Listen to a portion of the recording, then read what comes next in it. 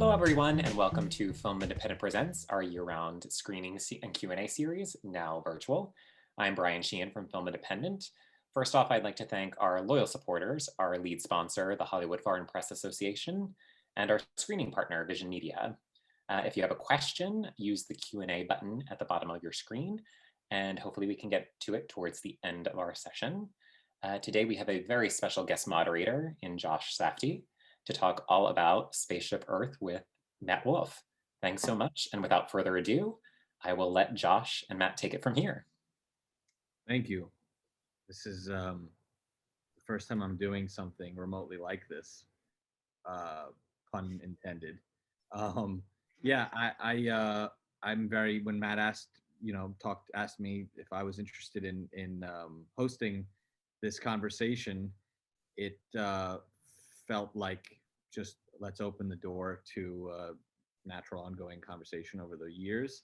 And I'm very proud of Matt. When I saw the film for the first time, when I first saw that, when I first heard that Matt, you were conquering such kind of gargantuan subject matter, like the little bit that I did know, I was excited about knowing your fervor for research and not turning away from a big ego to kind of delve into in regards to John Allen in particular.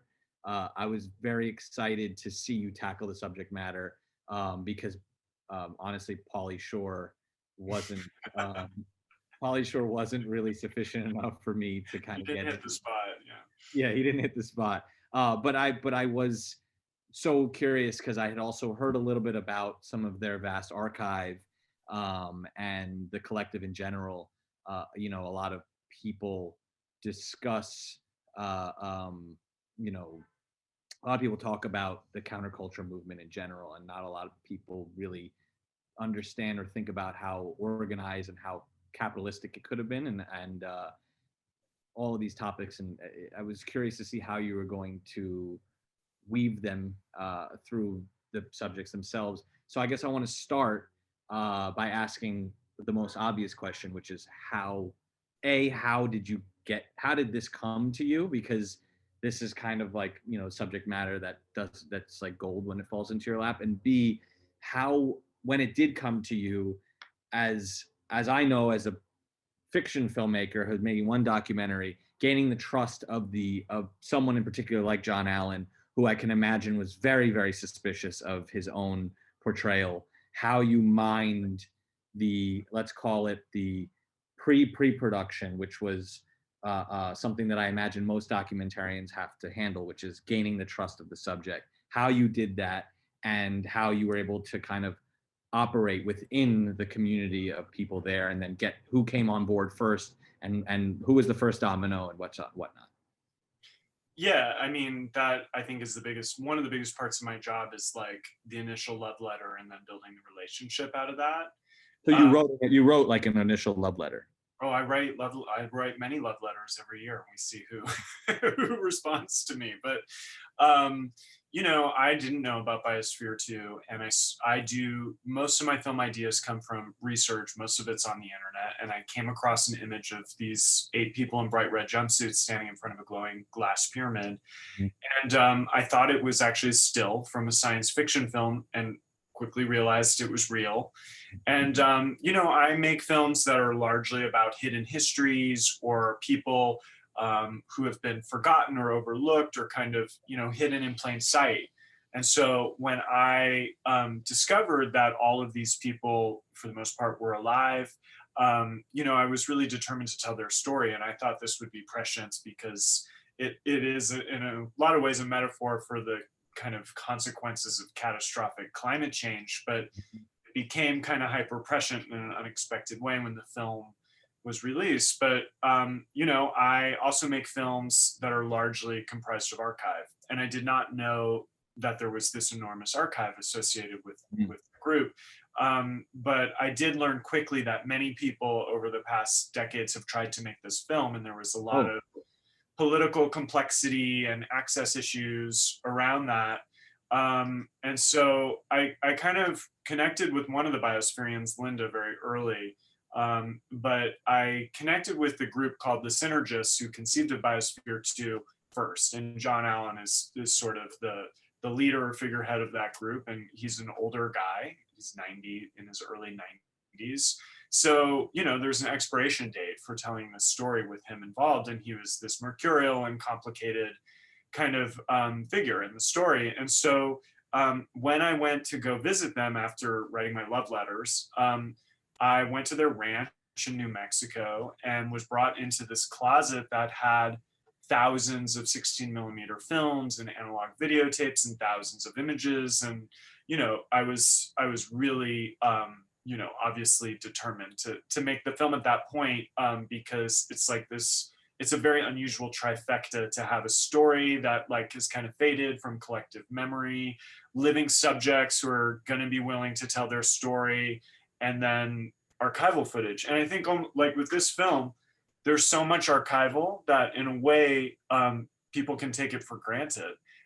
Every single beat of this Byzantine story was filmed, and often from multiple angles or in a really cinematic way. So you know, it takes time to uncover the archive and to realize the depth of what's in there, and that this film could really be told entirely in the present tense through the footage. Yeah, and of course, then you also have, you know, I first stumbled across Biosphere 2, obviously subconsciously, not subconsciously, but through fiction, through, as I mentioned, the Pauly Shore movie. But my brother took an amazing picture. He went and visited it when he was in his early 20s, and then I kind of forgot about it. And then when the Bannon element of it was really was when it, you know, when I learned that Bannon he had released he worked at Wellspring, and he had released like Tarnation and Brown Bunny, like interesting movies, and he was also tied in this kind of slippery way to Biosphere 2. So when you include those elements, like it's when you see, my question to you is like when you walk into a room and you see this intense, huge, massive archive, which I imagine was immaculately kept and ordered. Ish, yeah. It wasn't. It's funny because I imagine I project onto John Allen and where his situation now in the archive. I project an order onto the archive as you would when you see the way they functioned as a cult. I mean, because that's what they were. They were a commune. So it wasn't. But my question is like, and this is one of the things I texted you the second after I watched it for the first time, is like, how do you structure all of that into a feature film versus like, were you tempted to branch out and like devote an hour to their first exhibition, an hour to their second? You know, what was the process there behind mining all of the footage and figuring out how to structure this? Yeah, and I think in a way, like the story was just filled with metaphors given to you on a silver platter with Bannon and, you know, a group of people literally reimagining a world and, you know, naming their ship the Heraclitus. You know, there's so much of this kind of literary stuff in the story. And me and the editor, David T, were really kind of determined to bring that to the storytelling. And I think my issue with most serialized or series-oriented nonfiction is that it just fizzles out. It loses its dramatic momentum. And this is a really epic story, but I think oftentimes with documentaries, the biggest challenge is the end, because most real life stories don't end. It's rare, with the exception of a deceased subject who dies, that there's an organic ending. And so in a way, this group, you know, created this monumental project, and it was taken over by a contemporary political villain, and then that was it. The story kind of just ends, and we really had to craft a satisfying and meaningful conclusion to that story. So I think for me, I always envisioned it being an epic, a single epic story, rather than an episodic kind of chapter-oriented thing. But yeah, in terms of crafting films out of archival footage, I think what's most interesting is that, you know, and I deal a lot with these personal archives that are gigantic. I made a film about a woman who recorded TV 24 hours a day for 30 years. So I'm used to that. And like, what's interesting is that the subjects rarely, they may capture so much, but it's rare that they actually watch back or see what they've filmed. And I was really struck by one of the synergists who said what we were doing was important. It was history. And I think that that sense of purpose, but also confidence, was really intriguing to me, and it gave me a sense of their character as people and as kind of experimenters and adventurers. But it's so interesting to me to sit on that much history if you believed the importance of it. And so, you know, Did you my sense did you sense that there was an entrepreneurial element to it for that reason, or no? honestly, when I met them, I was like, their prehistory and the whole genesis of this project is as interesting, if not more interesting, than the controversy surrounding Biosphere Well, 2. I felt that it said more about the world, about how this group operated and how they conceived of a project to literally reimagine a new world. I find them both interesting, but I wanted to significantly focus on that. And yeah, I think, I don't know, what was the question? I lost my train of thought. about Oh, I think yeah, no, I think in the beginning, I didn't quite. They did so many different things that didn't make sense to me. It felt kind of random, like building a ship, opening a hotel in Kathmandu, being a theater company. And I think a lot of my job as a filmmaker is to act as a translator, particularly for the subjects I'm drawn to who don't necessarily, who are kind of too complicated and too, um, you know, unorthodox in their thinking to be summarized in simple ways because they often speak in their own kind of language, for lack of a better word. And I think the synergists were like that, and I had to commit a lot of energy and attention to figuring out what the thread was between all of these eclectic and diverse things that they did, and how they synthesized into Biosphere 2. And it became clear to me that they really were part of the ethos of the 60s counterculture, but they dramatically departed because they saw themselves as capitalists. sure. And that this was the model in which they wanted to make Biosphere 2. It was going to save the world and be this environmentalist beacon, but it would also make money.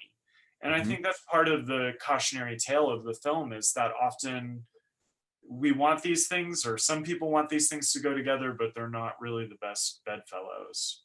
Now, okay, so you mentioned this capitalist, this underlying kind of capitalist motivation, which I think is born into all of us in America, no matter if we know it or not. Uh, but in particular, you know, with a structure like that, you have a monolithic source who's kind of directing the power in that. And I brought him up a couple times, and I'm very curious. Maybe you don't want to go into it, but John's in particular, because that to me, when I watched the movie, that was like it was like a billboard of as a filmmaker, and like, okay, that was an obstacle to make this movie. Yeah. Gaining his trust, and then not, and you can sense that someone like him, with the history of communes and collectives in America, that you could have very easily demonized him, Mhm. and you didn't demonize. It was actually very democratic in the way you portrayed him in the story. But did you get a sense as you were digging that there was this kind of uh, uh, uh, someone pulling the strings of marionette, someone pulling the strings of this marionette game, that you were now telling his story? Does that make sense in any way? Yeah, I think for I mean, you me, probably feel that in other documentaries as well, where people who these people who are the subjects are kind of looking to you to kind of be the author of their lives in a weird way. yeah, and it's a lot of pressure. And I think I'm drawn towards people who are, you might call, problematic visionaries in a way, Mhm. or people who, are misunderstood. But I think in the case of John, there's a huge cult of personality that surrounds him within this group. You Um, can you capture that very well in your movie.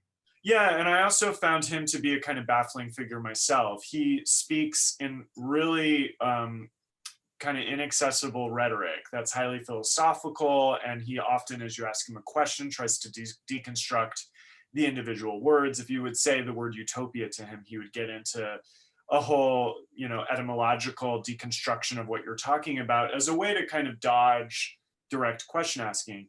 Also, John is in his 90s, and Sure. he has diminishing cognitive stuff, to be totally honest. So Yeah. it was a challenge, but I think a lot of these documentaries, when you make them, they have an expiration date.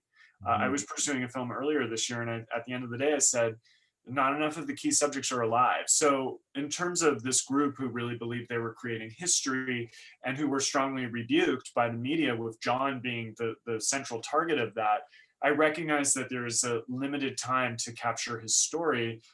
But in a way, he was somebody who, as much as he's a cult of personality in this group, he likes to kind of lead from behind. And to kind of say he's not the center of attention or the architect or dramaturge of this whole project, but in many senses he is. And I think part of the dilemma of Biosphere 2 is that there weren't an established politics inside about how decisions are made and how power is dispersed. And so when the project came under pressure and scrutiny, John was this kind of de facto leader. And also, when he made mistakes or lacked transparency, he also took the brunt of the criticism as well. So there's a complexity and reticence from him as a subject, and also just a limitation in how and what he can communicate about. But I tried to get anything I could out of him because he has wisdom and experience that's very unique. Sure. And you probably sensed the admiration felt very much alive in everyone who worked with him, who you interviewed as well. But those who are no longer in his life. Did you get the sense that there was did you get the sense that there were things being did you ever feel like a detective where you were up against a wall and you're like, oh, there's something over there that they're not allowing me to get at, in regards to some footage that you had to unlock? Or well, it is always a delicate dance. You're using other people's material. You're also telling other people's story, and people are entitled to their boundaries, and you have to respect that. But also, you need to be fair in storytelling and to not idealize or glamorize people. And I think it's always this delicate dance. But also, you work with the raw material that you have. You tell a story with the kind of stories and memories people are willing to share, and the underlying material that exists to animate and bring those things to life. So in a sense, my job really is to push people, to push them beyond the established narratives or conjecture that kind of is what they've said before, so that they're saying and feeling and thinking about things that they haven't reflected on before. I think that's when something feels kind of living and real. But also, people usually don't know what's in their archives. They haven't fully mined the 600 hours of material that I forgot. accumulated. Yeah, and so I think, I'm able to find stuff that people don't know about, but I also approach that with a certain level of respect. It's their material and it's their lives. So there's always a delicate balance. Like, to me, I don't ever feel editorially compromised when I do a project. It's part of the earning the trust of people is to know that I will treat you fairly, but that you are allowing me to tell your story. And so it's a balance. Yeah. Did they have any interest in your personal opinion about the success or failures of Biosphere 2? I think there's just a general defensiveness amongst that group and amongst the Biospherians, because they were so heavily criticized in the media. And I was always just pushing them to not come from a defensive place and not to defend their work. If anything, to me, being defensive about your project, even if you're like, if a filmmaker's film has been critically divisive and they come to a Q&A in a defensive way, it makes you further skeptical or critical of the film. Whereas if somebody speaks with confidence about their work, even if it's divisive, it is kind of compelling and convincing to see something from other people's eyes. So in a way, going into Biosphere 2, didn't have a strong opinion of it being a success or a failure. In fact, I really don't really care about the discourse around failure. It's not that interesting to me. But I think I was more interested in the kind of coherence of the vision behind it, trying to understand what the idea of the project was and trying to look at the project on its own terms, and then seeing how and why the world interpreted it that way. And I think, and as filmmakers, I think we should and try to look at each other's work that way. It's like, what is the artist's intention? What are they trying to do? What's the language they're speaking? And, might not be for me, but I think they accomplish that on their own terms. That's very much how I see Biosphere 2.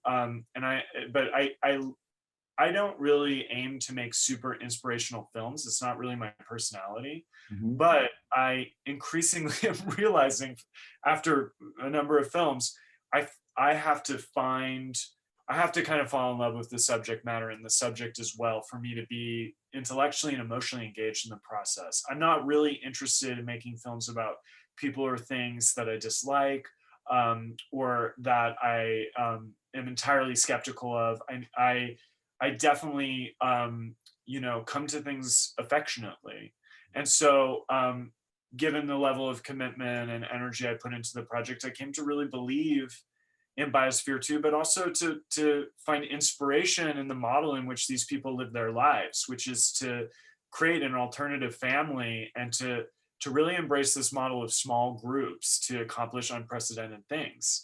And it seemed to me like in the Mhm. state of the world pre-pandemic, like that actually felt viable. That it's not viable to in the 60s hippie sense change the world by yourself or through a mass social movement, but to accomplish things on a smaller scale with a group of people who share your goals, like that to me was inspiring, and I tried to relay that through the film. Mhm. I mean, and then the irony of everybody basically creating their own biospheres in the Yeah, wake of the pandemic at home, you know, not hoping, a package all of a sudden was like a breach. When you receive a yeah. package in your home and you're just like, I gotta, wipe it down with Windex or something like that, or Clorox, and Or it, the Biospherian handshake, they would put their hand up to the glass. I yeah. mean, it's like there No, were you see that images. with senior citizen homes, yeah, for sure. Exactly. Yeah, Yeah. so that was very surreal. I mean, I think most people when they make documentaries, it's understood that the film could take on a kind of different significance or meaning in the future, and it was just very weird because 2 months after this film premiered at Sundance, it had a whole new dimension to it. And I was concerned that the kind of um, uncanny timeliness of it would overtake the kind of story, but I don't think it did. And I think about, like, in a broader sense, the connection to kind of climate change and what we're going through now, and just this sense of individual responsibility. Like, we're in a situation now where people's individual choices affect the larger whole, and that I think and I hope that people experience some form of transformation through the process of being quarantined, or having limited access to the lives we like to live. And I know that was true to the Biospherians experience, is Mhm. just the sense of personal transformation within the kind of constraints of the small world, and that's something we all are going through. Yeah, I wonder. It's optimistic of you. I think that people are gonna very much quickly forget as quick, as much as they yearn, they're gonna forget, and second things quote come back to normal if in fact. But I was talking with a friend the other day. It's like I'm an intensely social person who likes to take in tons of cultural stuff, Mhm. and I just live in New York and want to have a busy, active life. But I've come to understand that I can find happiness and meaning in a much smaller way.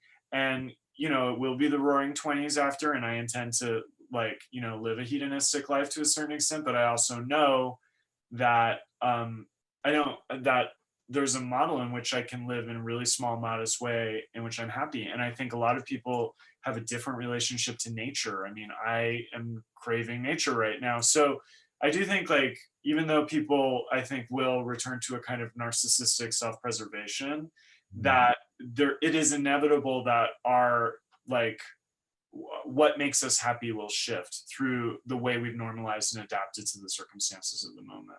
Mhm. Yeah, for sure. I think we want to. I think we're supposed to take questions now. Is that happening, Rachel? Yeah, you can go Okay. ahead. They're on the bottom Oh, corner. okay. I don't know how that. Oh, there's Q&A. I'm sorry. Yeah, yeah. No, no worries. Here we go. All right. So Matt Warren asks, watching the Bionauts, I was reminded of other space crew movies like and slash TVs like Alien and Star Trek. did you seek to echo that type of dynamic in portraying the crew members as characters, or did you try to avoid it? Well, I'm Should we type the answer? what's that? Should we type the answer? No, No, no, no. You could I just think answer I it can live. say it. Yeah. I think we say it. The you know, it's a science fiction story, but it's real, and I think I definitely embrace that. But beyond the kind of uncanny resemblance to Silent Running, that amazing '70s Bruce Stern science fiction film that looks like Biosphere 2, I didn't Mhm. really like thematically or stylistically tap into science fiction because it was just there. And in terms of the kind of extraterrestrial genre aspect of it, yeah, I was more interested in the avant-garde and that they're experimental theater performers, and you know, so there's the science fiction. Logical experiments. Yeah. Yeah, and also like this book, Mount Analog, that is the moment in which one of the main characters meets John Allen. It's this book about a group of people who go on a voyage to an island that doesn't exist on a map. And the idea that that book, in a sense, is what their whole lives ended up being. To me, that kind of like full life experiments that these people went on together and expanding the notion of what an experiment is, that stuff was kind of more interesting to me than just you know, the space or science fiction dimension, which is totally just, it's there in the material too. But also almost like the science fiction elements, like if you look at it like an alien, um, the science fiction becomes like our emotions and like how what happens when you intubate like all these personalities in one space, and you know, greed, jealousy, all these things start to mount. I mean, I'm surprised. I'm wondering if in the archive there was a lot of if a lot of other home movies surfaced in the you know, sexual, like, you know, pornographic ones. No, there was one thing I didn't use where everybody did a naked body painting session. I didn't use that, but but you know, the sex thing was like kind of a little over, I think overhyped. Like half of them were in relationships already with each other, like four Mhm. couples Yes. in there. But like But what was that sex like? I don't know. None of them would tell me. Yeah. But I think they're all very hush about sex. Mhm. But you know, my sense from them is that you know, when I first saw all the footage, and certainly I'm using all the footage. There's not great stuff that I was. Sure. But when I saw the footage that was shot by the Biospherian Roy Walford, I was concerned that it was too boring. I wrote to my editor and I said, It's very clinical, right? this stuff's boring. Like, what are we gonna do? It's just boring. And he was like, it's like video art, and I like it, and it can be meditative. And he started cutting these kind of verite sequences without. Its film has a lot of score, but there's these moments where you're just in the biosphere, diving underwater, and it made me feel a sense of just the hypnotic quality of tending to a miniature world and what that looks like. Or some of my favorite shots, like one of my favorite shots in the film is the biospherians are all lying on this bright purple carpet listening to Dead Can Dance, like Yeah, really yeah. stuff. So it's kind of within there in the something, being a kind of steward of a miniature world is not only labor intensive but also boring and meditative. And I came to realize that was the true experience of Biosphere 2. It wasn't just people pulling each other's hair and screaming and having sex, even though people, you know, had conflict with each other. I think the day-to-day experience of it was much more meditative, actually. Mm-hmm. Sure. All right. Next question is, can you talk about the editing process? I feel like you did a little bit, but you can keep going if you want.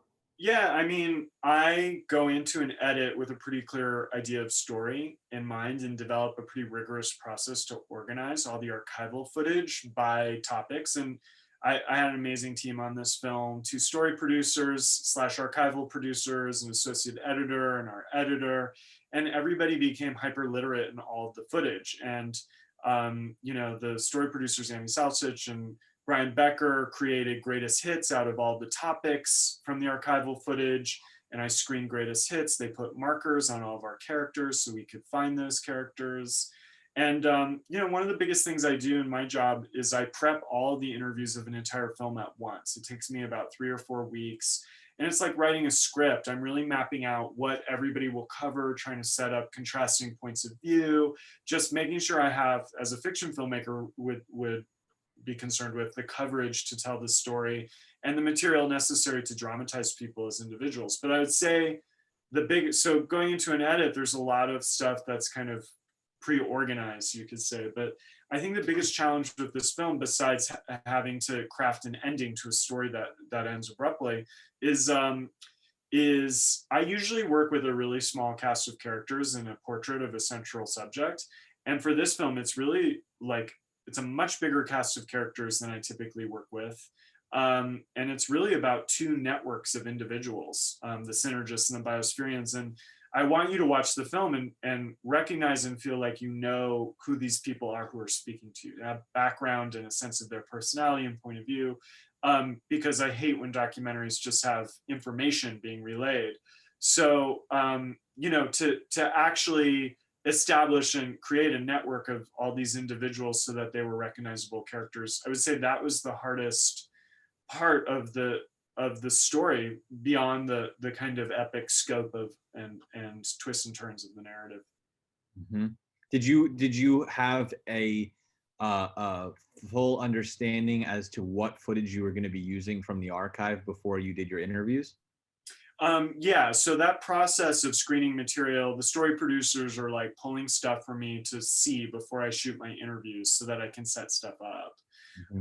So yeah, there was a pretty robust process of those story producers helping me prep my interviews, but also showing me footage that was really remarkable that I might want to explicitly set up in an interview to bring context to, like, for instance, this group has these videotapes of the performance The Wrong Stuff, this kind of, dark comedy about everything that will go wrong in the biosphere. So obviously I knew that could be a kind of metaphor and a storytelling device, and I need to set something like that up. So people who are screening the footage flag stuff for me to see.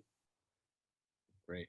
Okay, the next question is from anonymous attendee. It says, would you two ever collaborate on a film? Yes. Yes. Matt and I have known each other since his first movie. And your first movie too, right? And my first movie too. I think I have a Pre-Benny. Yes, well, Benny was an editor on it. Oh, okay. That movie wasn't even supposed to be a movie. It's a long story, but I think we were like, I just remember phosphorescent water in the middle of the night. Do you remember that? It was in Sarasota, Florida. Yeah, Sarasota. Yeah. Anyway, I'm forever grateful for your movies, and in particular for, I knew who Arthur Russell was, but I didn't know who he was. And that movie, I visit it, not so infrequently, parts of it. I have my DVD at the office here that I watch. But yeah, so in short to that answer, it is, yes. It's also rare to have filmmakers whose first films come out at the same time and you meet each other right then and kind of stay in touch throughout the whole. There's only a certain group of filmmakers who made their first film right at the same moment and are in contact and kind of seeing each other's work over the years. So I've appreciated having the opportunity to see all your films too. Oh yeah, well that was a crazy year. Barry was there, and it was a wild. It was an interesting time. Yeah, 2008. There was a lot of filmmakers getting started now, and yeah, it's interesting to see what people did. Okay, so another anonymous attendee asks, what are you working on next? I can't say yet. Okay, but it's exciting. It's exciting, yeah. Okay, so the next anonymous attendee asks, for Matt, at the end of the day, did Biosphere 2 yield any important scientific or technological findings that are used in modern technology today? People would argue that it did, but in some senses, no. I think that it provided a kind of grand model of what sustainable living could be. And it showed that people can modify their behavior and gain insights by, venturing to live sustainably out of a miniature world. I think if the project had continued and continued to be refined and developed, that it would have yielded a lot of stuff beyond scientific data that was collected. I think the management of the project aimed to develop technology, both green technology and space technology. And I think a lot of those things could have happened. I don't think they did happen. And I think the ultimate failure of Biosphere 2 is that it was sold by Steve Bannon to Columbia University, and it became a kind of open laboratory and wasn't used for what it was designed to be. So much intention and ambition went into making it this closed system, and it stopped being that. So research was done that gave insight into climate change and coral bleaching, and there was recently an experiment there that showed the effects of climate change on rainforests, but that's not really what that apparatus was designed to do. But in a way, its life was cut short. So I think a lot was learned, and I think a lot was demonstrated, but that in some ways it's intangible. Have you been to the site? Anonymous attendee asks, have you been to the site recently? Is it all gone? No, it's there. You can go on a tour. In fact, I think they have socially distant driving tours there right now. It's very cool. It doesn't have the splendor that I imagined from seeing the photographs of the time. It needed some love when I saw it, and I think it's undergoing renovations. And you know, there's something amazing about the physical beauty of the architecture, and I think those guys didn't need to make that project beautiful, and it was a huge priority for them. It's this beacon in the middle of the desert. It's a phenomenal demonstration of Buckminster Fuller's kind of ideas of geodesic domes and stuff. But you know, I think like there isn't an agricultural field anymore. You know, it lacks some of the splendor of the natural world. But I got a special tour from the Biosphere Linda Lay through the kind of back channels of the structure, and that was really cool because she pointed to this tree and said, it was this enormous tree scraping against the glass panes of the roof of Biosphere 2. She said, I planted that from a seed.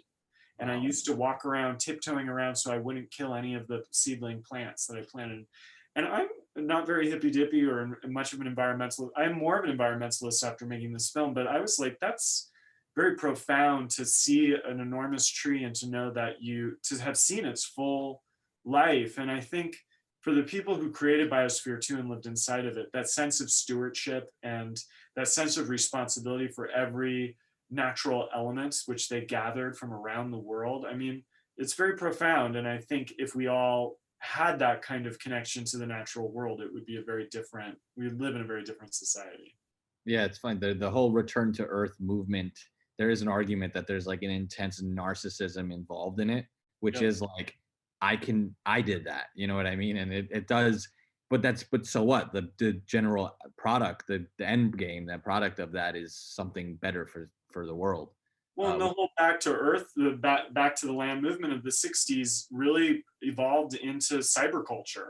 People don't always make that connection, but the cult of personality and entrepreneurship of John Allen is not unlike many of the other kind of tech personalities of the 90s in Silicon Valley who emerged from the counterculture with this kind of, you know, conscious capitalism ethos. And a startup is not unlike the commune of the synergists. It revolves around a personality, and you work 24 hours a day toward a project that is supposed to be quote unquote disruptive. And this is before that, and there wasn't really a language or model for working outside of established institutions in that way. To that point, well, first we'll hit up Jacoby Pavlika, who says, were you making this film to be directly political? Not in a call to action kind of way, or not as a tool to help people organize and do activism, but I think the way I see the world, interpret the world, is inherently political. And to me, my interest in the story was as a metaphor for the world we live in now, both the possibilities of it, but the limitations and what human beings can accomplish, and also the kind of cautionary aspect of how that may fail. So I think there's a political dimension to that for sure. Absolutely. I mean, it's similarly, Suzanne Taylor asks, that rich guy funder, is he a right winger? And if so, what is there to say? I didn't interview him. That's part of the politics of the project, is I stayed away. But my perception of him As basically, per who? As per John, they asked you to stay away from him, or you just knew to? there's just reasons to stay away sometimes Okay. from certain people. And sometimes there are barriers. And so my perception of him in the end is that he was a really kind of benevolent risk taker and benefactor. And he continues to be. He's a huge patron of environmentalism and a philanthropist, and has endowed all sorts of research organizations and universities. Like, he committed his life to environmentalism, ironically, as someone who was an oil scion. So there is a kind of mea culpa aspect to that. But I think he's someone who thought outside of the box, and it's rare that people with those resources are willing to take risks at such a grand scale. And I admire him for seeing that vision and believing it and acting on it. But I also empathize with what happens when a project becomes such a Albatross. such a dump truck. It's like, you got to change course. He just happened to choose the investment banker Steve Bannon. All the rest of the questions were deleted, so I think that means it's it. Well, thanks, Josh. Oh yeah, sorry we couldn't do this in person. Yeah, I guess we one can't do day. it in person. Yeah, one day. But and I have no idea. The whole thing has been strange. I see a recording button, which is freaky to me. I see live on YouTube, so I assume there's people out there watching. So thank you for tuning in and watching Spaceship Earth 2, Biosphere 2, Spaceship Earth. Totally. All right, thank you. All right, thank you, everybody.